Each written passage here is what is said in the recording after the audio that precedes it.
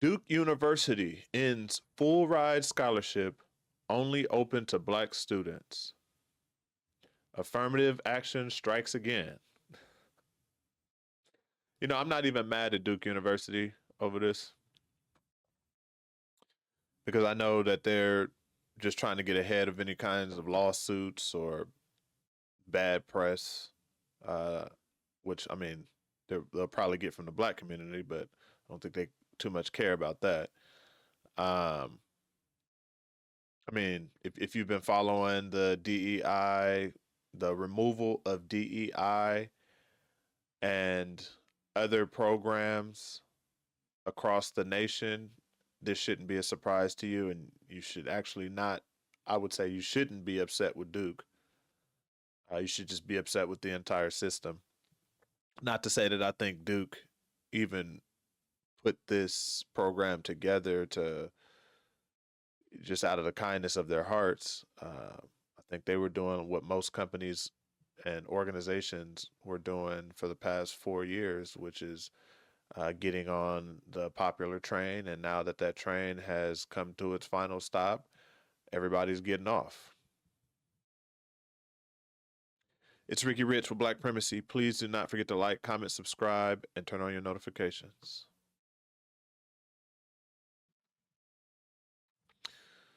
A full ride scholarship to Duke University meant for black students only will now be open to white, Hispanic, Asian, and Latino students in the wake of affirmative action ending.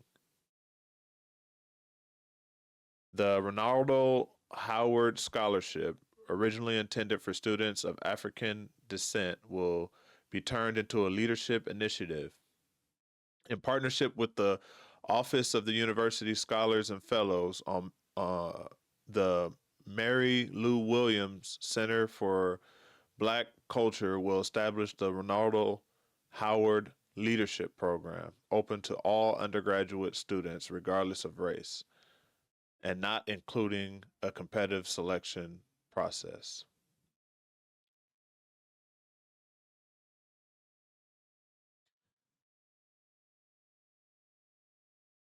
They're at it again.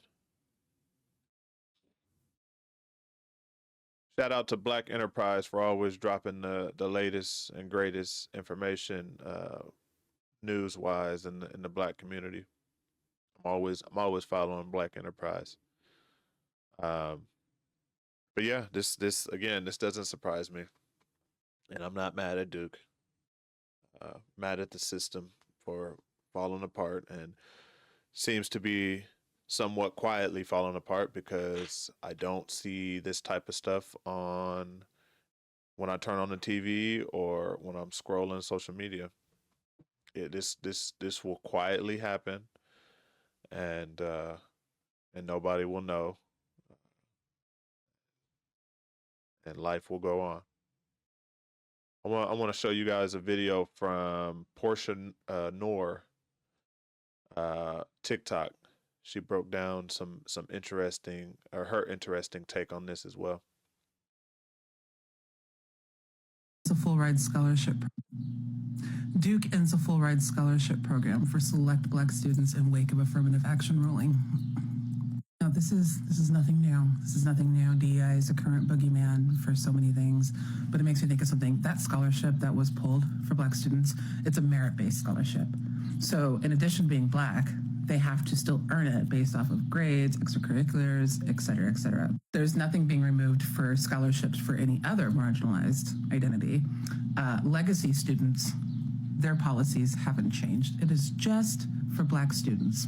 And I'm sharing this with you. We've talked about anti-blackness. We've talked about how evergreen it is and how it's everywhere and it permeates so much. We've talked about that. And this is just yet another example. And I'm sharing this with you because now we've got a couple bookends on this conversation with anti-blackness, especially when it comes to education. That's where the bookends are. We've got Duke University that has made the decision to pull this scholarship that was designated for black students that, again, they had to earn based off of their meritocracy.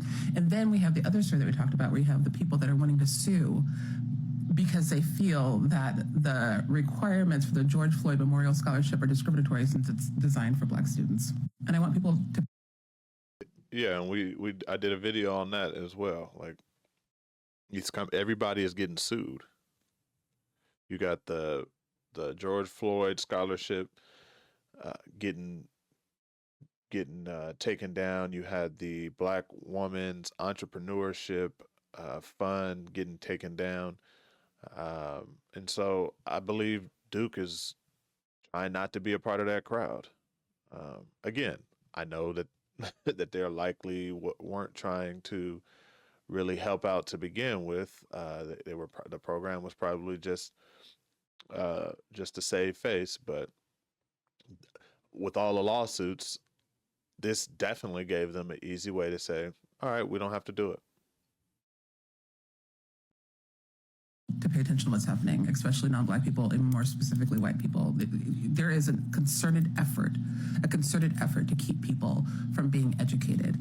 And what is happening, what we're seeing happening, is the way that white supremacy gets to sneak in there and find those little loopholes and make it that now, in order to keep people educated, it's not just taking away things that are in the lesson plans or things that are actually in the school. They're doing things to try to keep people out of schools, period, to keep Black people out of schools, period. And before anybody says it, this is not to say that Black students won't go to school.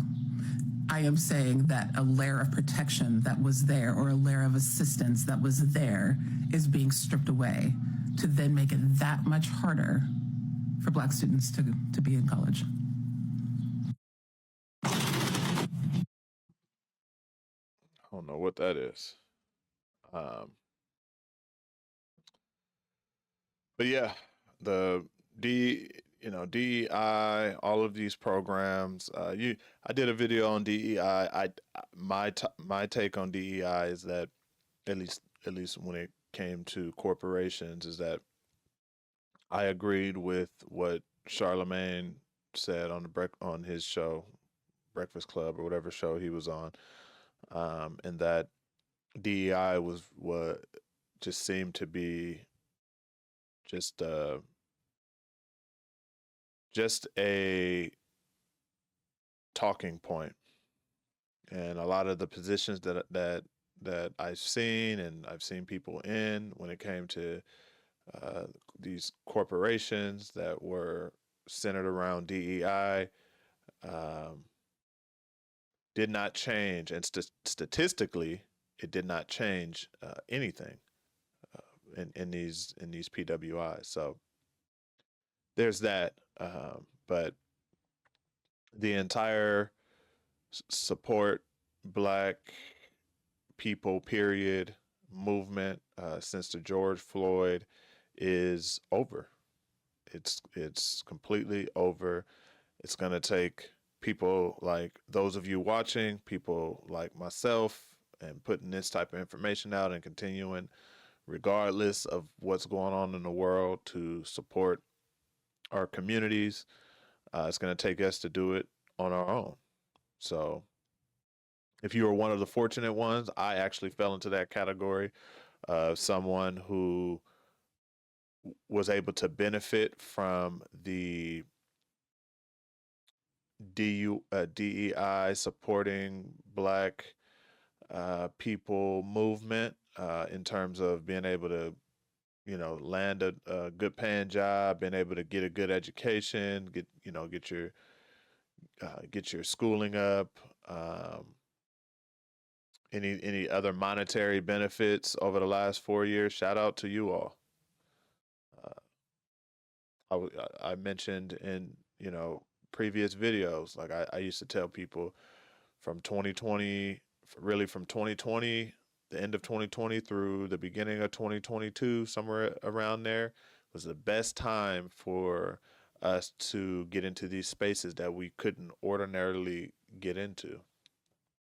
And I myself was able to do that in some ways.